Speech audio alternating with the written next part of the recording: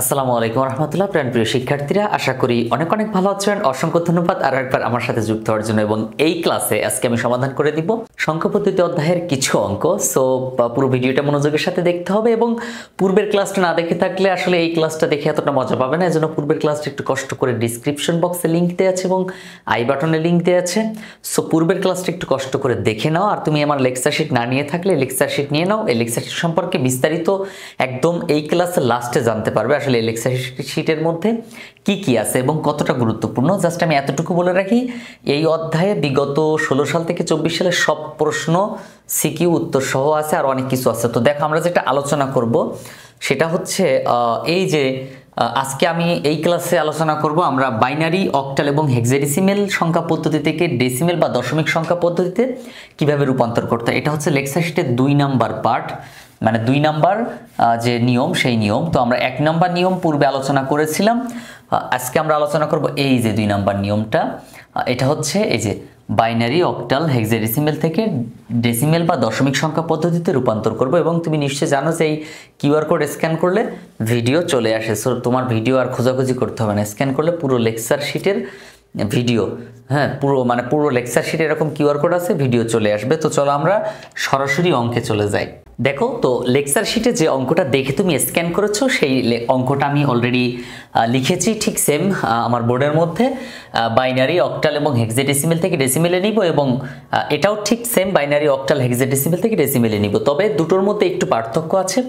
এটা হচ্ছে পয়েন্ট ছাড়া, মানে পূর্ণ সংখ্যা যদি থাকে তখন আমরা কিভাবে সমাধান করব। আর এটা হচ্ছে পূর্ণ সংখ্যা না, অর্থাৎ ভগ্নাংশ থাকলে সেটাকে আমরা কিভাবে দশমিকে নিব। তো দুটোর কাজ আমরা মূলত সেম নিয়মে সমাধান করব, পয়েন্ট থাকলে এবং পয়েন্ট না থাকলে হালকা কিছু পার্থক্য থাকবে। সো আমি অনুরোধ করব, যদি আমার ক্লাসগুলো ভালো থেকে থাকে তাহলে আমার ভিডিওগুলো বন্ধুবান্ধবের সাথে একটু শেয়ার করবে, নিজেই চ্যানেলটা সাবস্ক্রাইব করে রাখবে, পরবর্তী প্রত্যেকটি ভিডিও সবার আগে আশা করি পেয়ে যাবে। সো এখন দেখো, এই যে বাইনারি, অক্টাল, হেক্সাডেসিমেল থেকে ডেসিমেলে রূপান্তর করব, এখানে যে নিয়মটা মানতে হবে সেটা হচ্ছে প্রত্যেকটাকে বেস দ্বারা গুণ করতে হবে এবং পাওয়ার বসাতে হবে, যেটা লেকচার শিটের প্রথম পেজেই আমি উল্লেখ করে দিয়েছিলাম যে বাইনারি থেকে ডেসিমেলে গেলে 2 দ্বারা গুণ করতে হবে, অক্টাল থেকে ডেসিমেলে গেলে 8 দ্বারা গুণ করতে হবে, হেক্সাডেসিমেল থেকে ডেসিমেলে গেলে 16 দ্বারা গুণ করতে হবে। সো এখন যদি আমি প্রথম অঙ্কটা করতে চাই, দেখো 110101, এটা আছে 110101, এটা বাইনারিতে আছে। তো এই বাইনারি থেকে আমরা ডেসিমেলে রূপান্তর করব বা দশমিকে রূপান্তর করব। সো ডেসিমেলে রূপান্তর করতে গেলে কি করতে হবে, তাহলে বাইনারি থেকে ডেসিমেলে যেহেতু যাব তাহলে বাইনারি বেস দ্বারা গুণ করতে হবে। সো বাইনারি বেস কত আছে, 2 আছে। সো আমরা এখন 2 দ্বারা গুণ করব প্রত্যেকটাকে এবং পাওয়ার বসাবো।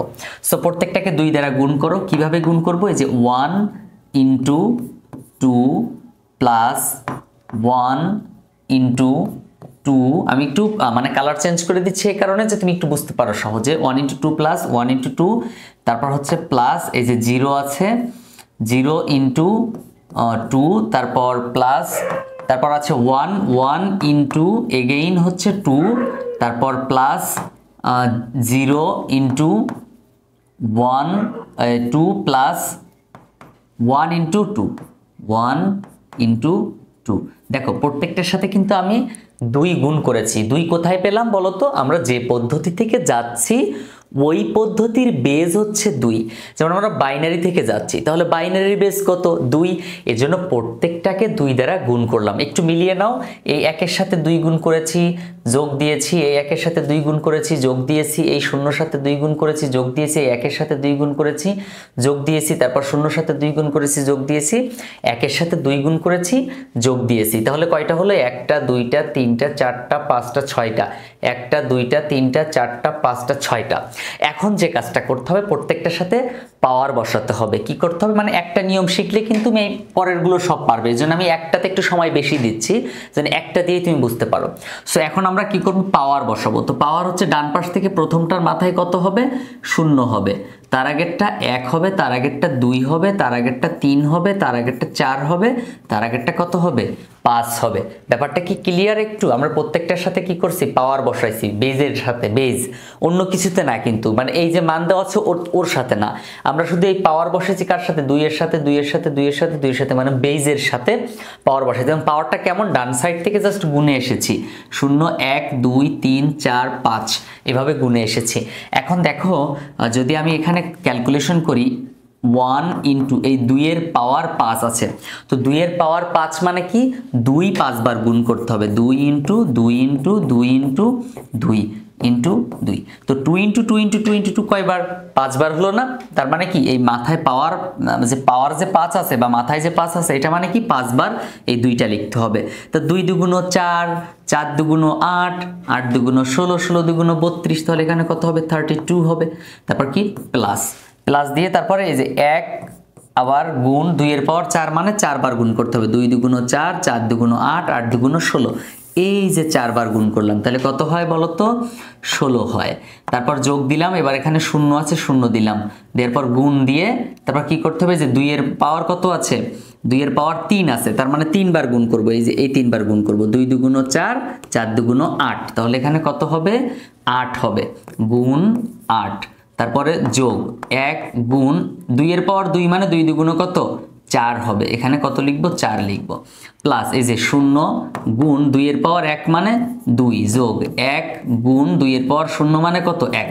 ও হ্যাঁ, এই বিষয়টা একটু খেয়াল করো, যার পাওয়ার 0 হবে কি হবে, যার পাওয়ার 0 হবে, ভালো করে মাথায় রাখো, যার পাওয়ার 0 হবে সেটা সমান কত, 1। সেটা যদি এখানে 1000ও থাকে, কত থাকে, 1000ও থাকে, তার পাওয়ার 0 মানে কি 1 হবে।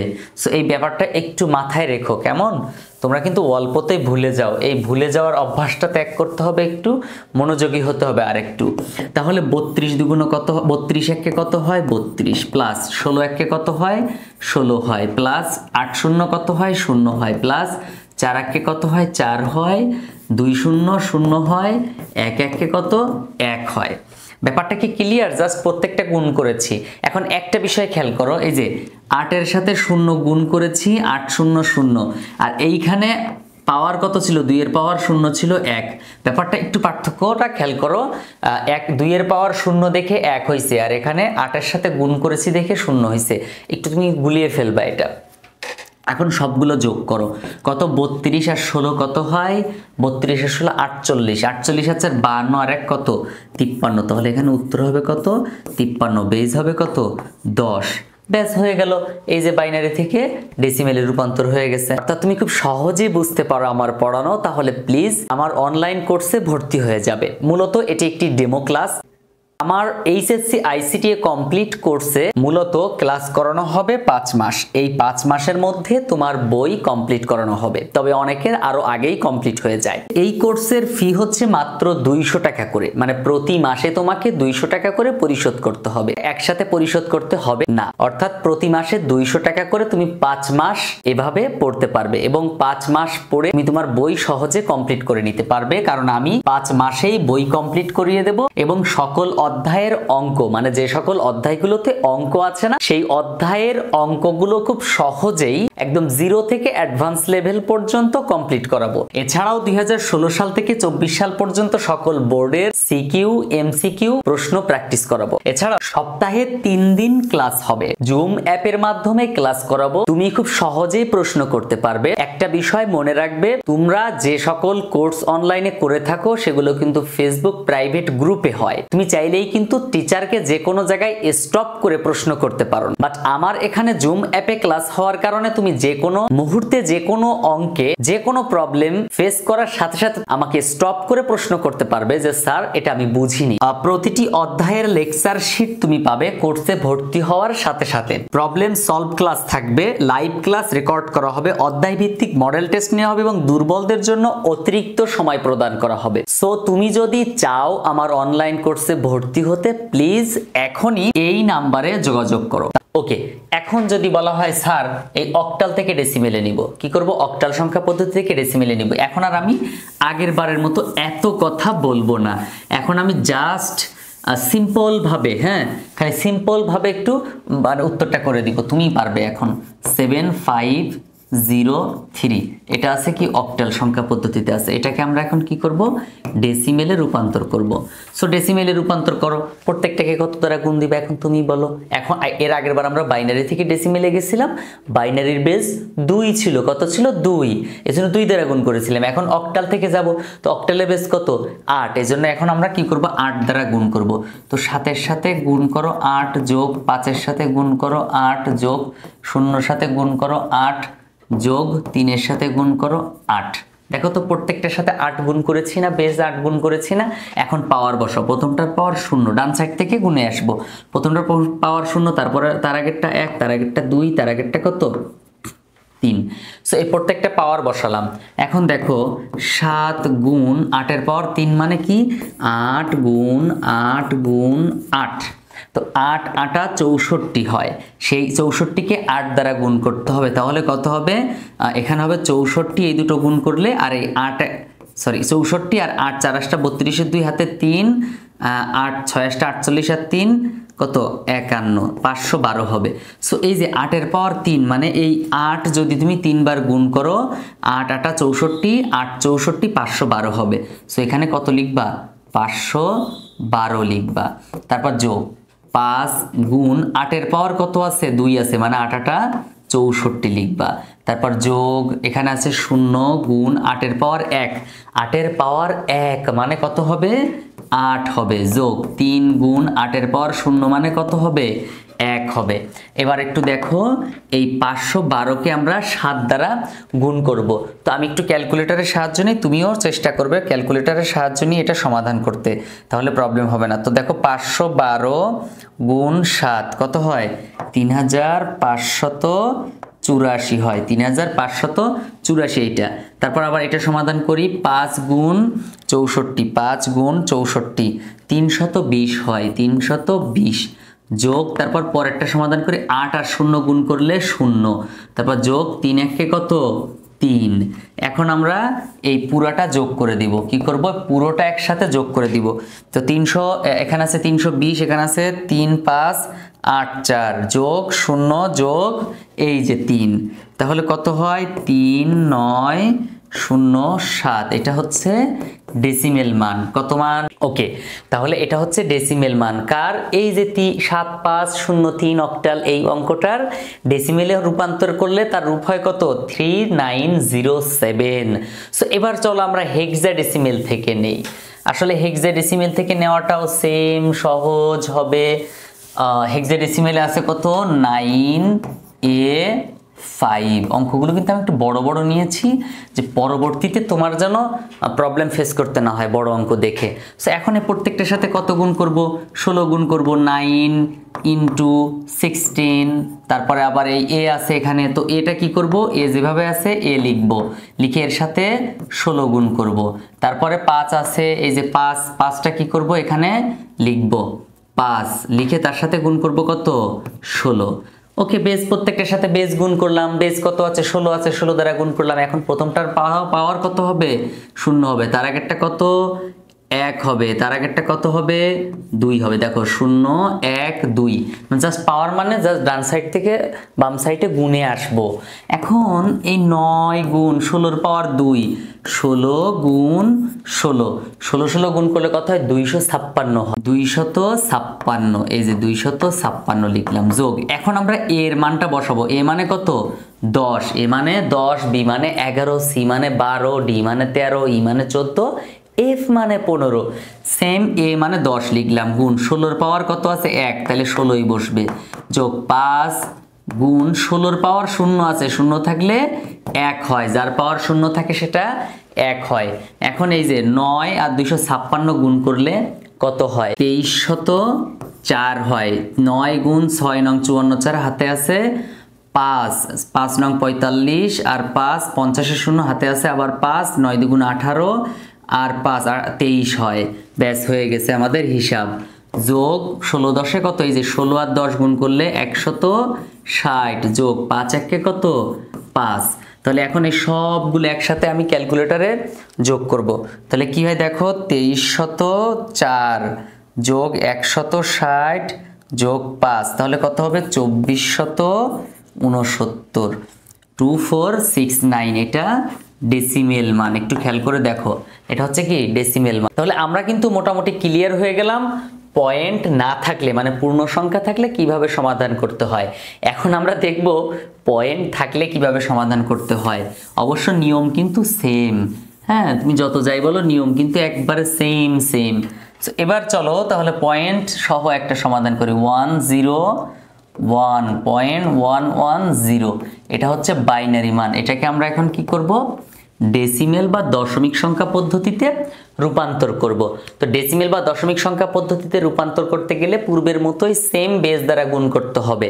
তো একটু খেয়াল করো, আমি পয়েন্টের আগেরটা এক কালার দিব আর পরে দিব আর একটা কালার, তাহলে তুমি বুঝতে পারো সহজে। তো 1 × 2 প্লাস 0 × 2 প্লাস 1 × 2, দেখো আমি এই তিনটার সাথে 1 0 1 তিনটার সাথে গুণ করলাম 2।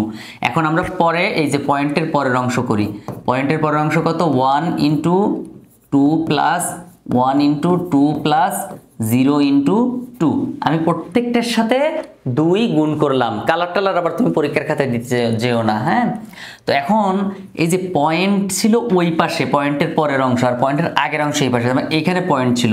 সো এইখান থেকে আমরা পাওয়ার বসাবো 0 1 তারপর 2, জাস্ট বেসগুলোকে 0 1 2 মানে পয়েন্টের এ পাশে বাম দিকে আসবো 0 বসাতে, 0 1 2 3 এভাবে পাওয়ার বসাতে বসাতে আবার পয়েন্টের পরে ওদিকে যাব কিভাবে, -1 কি বসাবো, -1 -2 -3। তো এখন কি করতে হবে, 1 × 2 এর পাওয়ার 2 মানে 4 যোগ 0 × 2 এর পাওয়ার 2 মানে কত, 1 মানে কত 2 যোগ 1 গুণ 2 এর পাওয়ার 0 মানে 1 যোগ। তারপর দেখো 1 × 2 এর পাওয়ার -1 কিভাবে লিখবো, এই যে 2 এর পাওয়ার -1 মানে ইনভার্স 1 থাকলে, এটা সায়েন্সের স্টুডেন্টরা ভালো মতো পারে। আর 9 10 এর সূচক ও লগারিদমের অঙ্কে এভাবে সমাধান করতে হয়েছিল। 1 / 2⁻1 এটা হবে উত্তর। 1 পাওয়ার, হ্যাঁ এই যে 1 পাওয়ার এইভাবে, যে 1 ডিভাইডেড, এই যে ডিভাইডেড থাকবে তারপর 2⁻1। দেখো একটু খেয়াল করো। তারপর আবার সেম ভাবে যখন এই 2 এর পাওয়ার যদি ইনভার্স 2 থাকতো, কি থাকতো 2 থাকতো, তখন আবার এটা কিভাবে সমাধান করতাম, 1 / 2⁻2। খেয়াল করছো, মানে জাস্ট এই ইনভার্সটা উঠে যাচ্ছে, বিনিময়ে 1কে আমরা ভাগ করতেছি। সো এটা যদি আবার এমন হয় স্যার যদি এখানে 3 হয় তখন কিভাবে হবে, 1 / 2⁻3। যদি স্যার এখানে 3 না হয়ে যদি ইনভার্স 4 হয়, কত হয়, ইনভার্স 4 হয়, তখন কিভাবে হবে, 2⁻4ই থাকবে, জাস্ট উপরে 1 হবে, 1 / 2⁻4। তাহলে ওই অঙ্কগুলো, ওই ম্যাথের ক্যালকুলেশনগুলো আমরা কিন্তু সেম ভাবে সমাধান করব। হ্যাঁ দেখো এই যে 1 × 1 / 2⁻1, তারপর যোগ 1 × 1 / 2⁻2, তারপর প্লাস 0 × 1 / 2⁻3। খেয়াল করছো, সেম জিনিস, যা সেম, যা পাওয়ার 1 2 3 আছেই কিন্তু, হ্যাঁ খালি ওই যে 1 উপরে 1 আছে, ওই 1কে আমরা ভাগ করেছি। তাহলে দেখো 4 1 কত, 4 2 0 0 1 1 1, ব্যাস। এখন 1 গুণ, হ্যাঁ 1 ভাগ 2 এর পাওয়ার 1 মানে 2 যোগ 1 গুণ 1 ভাগ 2 এর পাওয়ার 2 মানে কত, 4 যোগ 0 গুণ 1 ভাগ 2 এর পাওয়ার 3 মানে কত, 8 হলো। এখন এই 4 আর 1 যোগ করলে, মানে এটা আছে পূর্ণ আছে, হ্যাঁ এখানে ভগ্নাংশ হয়ে গেছে, পূর্ণ আছে, 4 আর 1 কত হয়, 5 হয়। তো সে 5 লিখলাম। এখন কি করব, যোগ, এই 1কে 2 দ্বারা ভাগ দাও, জাস্ট ক্যালকুলেটরে তুলো, 1 ভাগ 2, উত্তরে আসবে কত জানো, 0.5 আসবে। সেই 0.5 এর সাথে এই 1 গুণ করে দাও, গুণ 1, তাহলে ওই 0.5ই থাকবে, 0.5 যোগ, আবার সেম ভাবে 1কে 4 দ্বারা ভাগ দাও, 1 ভাগ 4 দাও, এইভাবে আমি একটু দেখাই দেই তাহলে আর সুবিধা হবে। 1 ভাগ 4 দাও ক্যালকুলেটরে, জাস্ট দেওয়ার পর আসবে কত, 0.25 আসবে। এটাকে গুণ দিবা এই যে 1 দ্বারা, মানে আগে ভাগের কাজ করে গুণ দিবা। তাহলে 1 দ্বারা গুণ দাও, তাহলে 0.25 গুণ কত, 1 হবে, তার মানে 0.25ই থাকবে এখানে। সো এখানে থাকবে 0.25, তারপর যোগ 1কে 8 দ্বারা ভাগ দাও, কত হবে, এই যে 0.1 0.125 হবে। যদি 1 কে 8 দ্বারা ভাগ দাও তাহলে কিন্তু 0.125 হবে। এটাকে আবার গুণ দিতে হবে কত দ্বারা? এই যে 0 দ্বারা। তো 0 দ্বারা গুণ দিলে তো 0 হয়। সো এখানে আমরা কি লিখব? এখানে লিখব হচ্ছে 0। এবার আমরা যেটা করব, এই যে এই সবগুলো যোগ করব। ক্যালকুলেটরে জাস্ট যেভাবে আছে 5 প্লাস 0.5 প্লাস 0.25 যোগ করব, করলে 5.75 হবে অ্যান্সার, ডেসিমেল মান কার? এই যে অঙ্কটার, এই মানগুলোর। সো ডেসিমেলে হয়ে গেল। এখন আমরা এই যে অক্টাল মানে পয়েন্ট থাকলে অক্টাল মানটাকে কিভাবে ডেসিমেলে নেওয়া যায় সেটা আমরা একটু চলো এক নজর দেখে নেই।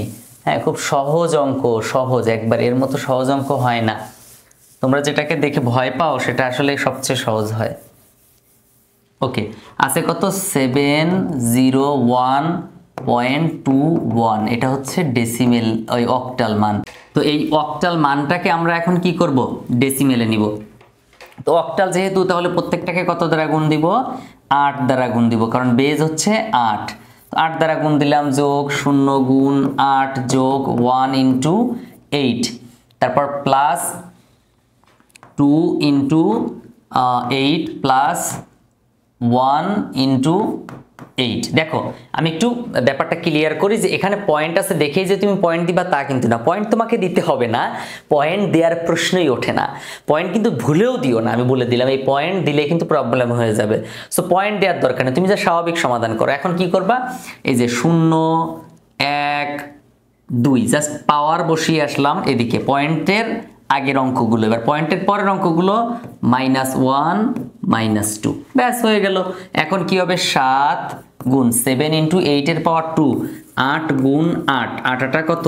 64, যোগ 0 গুণ 8 এর পাওয়ার 1 মানে 8, যোগ 1 গুণ 8 এর পাওয়ার 0 মানে কত? 1। বলেছিলাম না কিছুক্ষণ আগেই তো বলেছিলাম, যার পাওয়ার 0 হয় সেটা কত হয়? 1 হয়। তারপর প্লাস 2 গুণ 1 ভাগ 8 এর পাওয়ার 1 মানে কত? 8 এর পাওয়ার 1, এভাবেই থাকবে। জাস্ট এই ইনভার্সটা বাদ গেছে, বিনিময় উপরে 1 হয়েছে।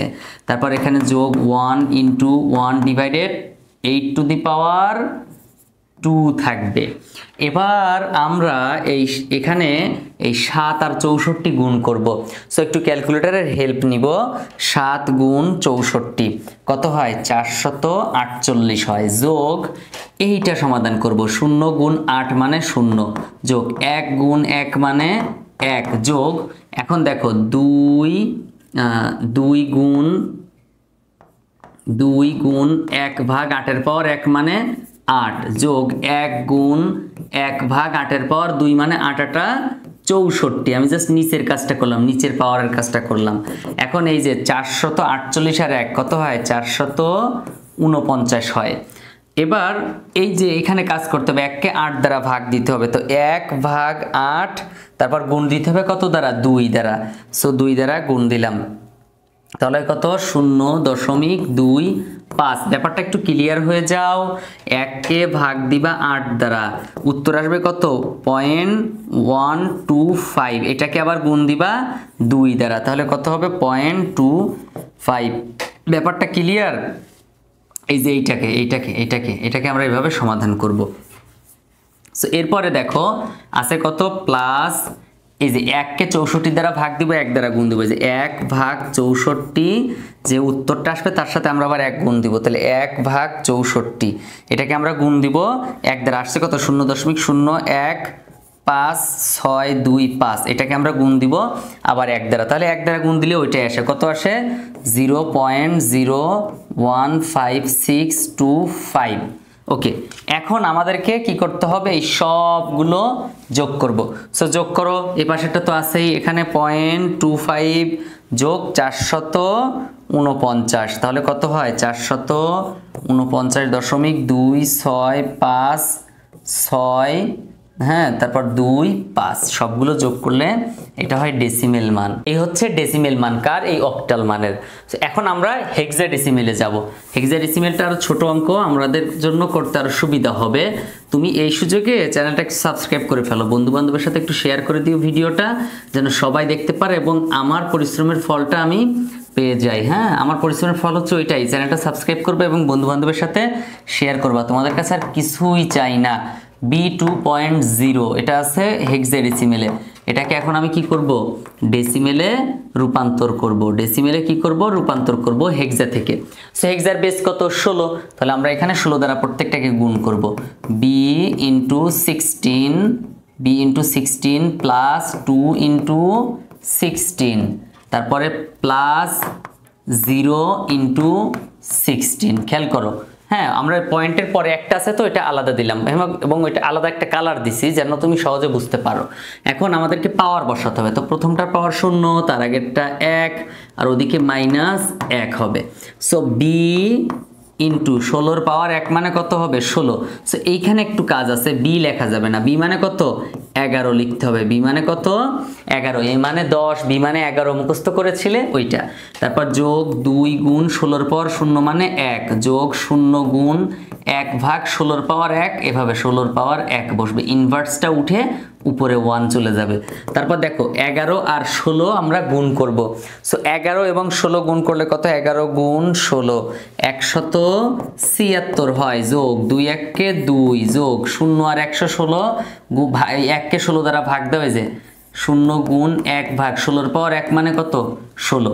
এখন এই দুটো যোগ করো, 178 হয়, যোগ 1 কে 16 দ্বারা ভাগ দিয়ে 0 দ্বারা গুণ দিলে 0 হয়, 0 সাথে যাই গুণ করবা কি হবে, 0 হবে। তার মানে 178, এটা হচ্ছে ডেসিমেল মান। এই হচ্ছে আমাদের আজকের কার্যক্রম। মানে এই যে কোনো পদ্ধতি থেকে ডেসিমেলে রূপান্তর করতে গেলে এই কাজগুলো করতে হয়।